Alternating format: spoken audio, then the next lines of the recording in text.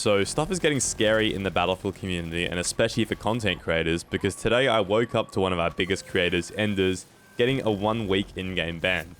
Anyways, here is what he actually got clocked for. He recently tweeted out this among a bunch of other things, but they're claiming that his Battlefield 2042 account has been involved in sustained harassment towards members of our team, which violates the EA user agreement Battlefield community guidelines.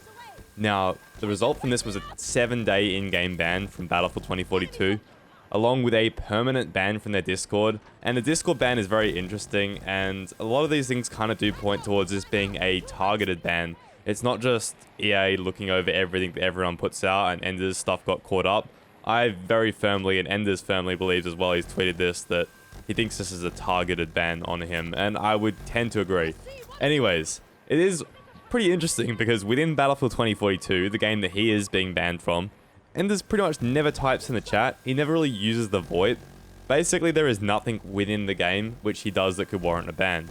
Now, firstly, for those saying that this ban is beyond the rules, well, I'll say that it's not really correct because it is very likely that this ban is actually a result of EA policing the content that Enders puts out. I actually had to look through the community guidelines document and I found this. Basically, they can review the content that you put out, and looking through the list of things that they can remove it for, it's pretty clear that if EA doesn't like some content that you upload, they can act against it. And, you know, the weird part here, though, is that he's getting banned for it. So within the guidelines, EA says that to enforce these rules, they might monitor your activity, and then they can remove any user-generated content or UGC. They might do like a copyright strike or something like that. And then, if you don't follow the rules, they can hit you with a ban or whatever. But Enders never had a video removed by EA. No one contacted him as far as I know.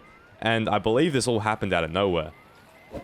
Anyways, the point here is that it's probably like technically within the rules, and a company like EA isn't going to mess up like this. I just don't think there's a chance of that. But my issue with it is that pretty much every game sets up their guidelines in such a way. It's usually something reserved for extreme situations, and from what I can tell, Enders really isn't one of those extreme situations at all. Sure, he does go a lot further than most when it comes to criticism. He is pretty loud in the way that he does this. But I know for a fact that Enders does this out of passion for the Battlefield franchise and FPS games in general. The core content and actual reasoning behind his takes is almost always spot on, especially with infantry related stuff. It is pretty much just right there. Thing is though, Enders streams this game like 6.8 out of 7 days a week or something. He has played a lot of it, and like many people out there, I think he's grown pretty frustrated with the continuous issues and the direction of the Battlefield franchise. So, I mean, moving forward a little bit, now what does this imply to like myself and other content creators? Well, basically, at least what I'm going to be doing is I'm going to be censoring myself. I'm actually heavily censoring myself in this video because now I know that Dice definitely does watch these videos, and from now on, I'm going to have to be very, very, very careful with any videos that criticize the game. Now, my criticism is often far less harsh than Enders, for example, but I know that the content is quite similar, and depending on how I do choose to deliver it, my account could be acted upon. And now I've actually seen this happen, so I wouldn't be surprised if it does happen to me one day. So I'm gonna have to be careful. If you're a content creator for this game, I'd advise that you are careful, because I know for a fact there's takes that I have which just have no place on YouTube, and I'm pretty sure I've said some stuff on my Twitch stream which does definitely go against the kind of stuff that they like to hear. So at least so far, I've asked Kevin, who's the community manager, and I've asked specifically what caused this ban, because some transparency would certainly make things a lot easier. But until we know for sure, I'm going to be very careful with everything I say, and unfortunately, there is only really one loser in this situation. Now, the creator doesn't really lose. I mean, I can make videos on other stuff. My other videos tend to do better than my criticism videos anyway. Like, it's not a big deal. Now, I think the only real loser here is the Battlefield community as a whole, because sometimes the only way to get the message across is a dramatic, exaggerated video. I mean, that's what tends to get the views sometimes, and if you get a lot of people looking at something, you can actually start a conversation there. I mean, look at the Liz nerfs. We only really got Liz nerfs after I uploaded a video where we got 25 players in a Discord lobbing missiles. That went crazy. I mean, while we were making the video, there were people complaining in the Battlefield official Discord about what we were doing, and Kevin himself had to make a statement saying that it's not a normal situation. But just doing that got people talking about it, got people using the Liz missiles, and very, very quickly they got nerfed after that video. So maybe that wasn't the sole cause, but I definitely think it did help. Now, I think creators are going to have to avoid criticism though, unfortunately, which definitely is going to mean less feedback reaches DICE, which then means the game stays in the same place. Now, I think in general, we just have to change the vision of what the ideal content creator is from the company's perspective. I remember when I played the early access for this game, and I played it with a lot of other content creators, and I know that a lot of you guys actually played this game when it first came out, and I think we can all agree that the game was incredibly rough. It was a very, very rough game, and to get it to the point that it's at right now, I mean, DICE have done a pretty good job to do that. I'm not going to lie, it's quite impressive considering what we started with. It shouldn't have ever released in that state, don't get me wrong, I'm not making excuses for them, but it has came a long way for those who don't know.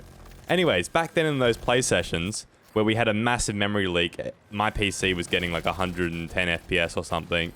The hit reg barely worked, only a few guns were really viable. The Nightbird was about 5 times as strong as it currently is. Like there's a laundry list of issues. The attack helicopter was broken, you could just farm a 100 kill streak. I think my second life in the attack heli was a 100 kill streak after an 80 kill streak on the first life. I mean, there was a lot of issues back then, right? But when I looked in the Discord channel after each play session, all of these content creators, or at least a lot of them, were just praising how perfect and amazing the game is, saying, oh my god, I can't wait. I mean, I will say this, I haven't seen any of them play the game after it came out, but they were certainly very, very friendly about the game and saying all the right things. They said all the right things. And the boys and I, we just couldn't believe what we were seeing because, I mean, we were asking, were we even playing the same game? Because all of us, it's very, very apparent, and I'm sure to everyone else as well, it was apparent what the issues were, but certain people like to bring up the issues and certain people don't. Now here's where you got to ask yourself, do these really, really positive creators really bring more players into the game? Or does someone like Enders or even myself bring more players in? Now I don't really want to sound toxic, and I don't even have to use myself in this example, there's so many players that can do this, but you can have someone that absolutely praising the game, saying it's so perfect, it's awesome, and they're saying they're having a good time, but humans are emotionally intelligent. You can tell by looking at someone whether they're having a good time or not, whether they're enjoying it or if they're just playing it for a bag. You know, it's very, very obvious. And if they're saying they love the game's awesome, but the gameplay is making the game look very unenjoyable, the problems are evident, all this kind of stuff, then things are just going to cancel out. Whereas on the other hand, I know for a fact that a few of us are making the game look a lot more fun than it actually is for the average player, which definitely helps bring players in, and I know this for a fact because people have told it to me on Twitch saying, hey, I watched your stream, the game looked fun, I wanted to fly like that, it's not like that in the game, how do I fix it in settings or something like that, you know, this happens quite a lot, and in this situation, I think you just got to take the positives with the negatives. Players that end up reaching this level of skill often understand the game a little bit too well. When you play so much, you pay so much attention to all the small details, and things can get very, very frustrating because you realize exactly what has to change to make the game that you're playing the game that you wish you were playing. And I think that Enders has had a positive net impact on 2042 when we consider the whole situation, as do many of the content creators that play the game. I mean, quite frankly, I think that EA and DICE are throwing by banning him for a week when he is probably the biggest Twitch streamer on the game. He brings in so many viewers. It's free advertising for them, and they're just banning it. I mean, here's another example, right? XQC, for example, is a really big streamer on Twitch. Eventually, you know, quite often he does things that do get his Twitch account banned, but Twitch realizes how much money that he brings in for the company, so he is always unbanned extremely quickly. And pretty much for every other Twitch streamer, right? You're going to have 3 bans, and then your account is permanently deleted. You're never getting unbanned, right? That rule only applies to regular streamers. If you're someone who brings in so much money for that company, they're just going to keep you around because they know that it's mutually beneficial. And I believe having streamers like that in Battlefield, especially any big streamers playing Battlefield 2042, it is just kind of beneficial. Like, not many are willing to do it without being paid for it. So those people who are willing to do it without a payment, I mean, cut them a little bit of slack, all right? You guys have to see the issues that he is talking about, surely. Surely we can agree that the issues that he talks about are quite often pretty much spot on. Anyways, I think that is about it. You know, what do you guys think? Should EA continue cracking down on the harsh criticism? I mean, I don't really think so, because at the end of the day, we all want nothing more than a game that has nothing to criticize. Anyways, I'll catch you guys all in the next one. Peace.